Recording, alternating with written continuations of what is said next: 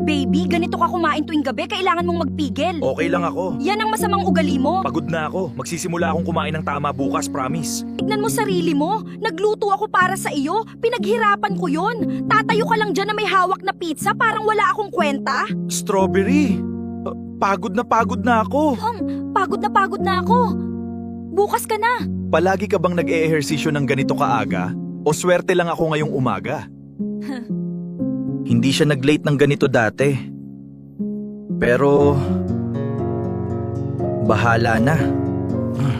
Mas malakas ka kaysa sa kahit sino dito. Sana naman, yung nasa bahay mo, nakikita niya yun. Dati, nakikita niya.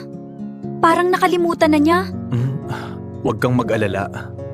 Hoy! Nakita ko ang asawa mo sa feed zone kahapon kasama ng matangkad na lalaki. Talagang magkasama sila, tumatawa-tawa pa. Ano? Anong sinabi mo? Magbabago ako para sa kanya. Magsisimula ako ngayon. Ngayon mismo. Hindi bukas. Ngayon. Maligayang pagdating sa Fit Zone. Pasimulan na natin. Tuloy lang! Tuloy lang! Tuloy lang!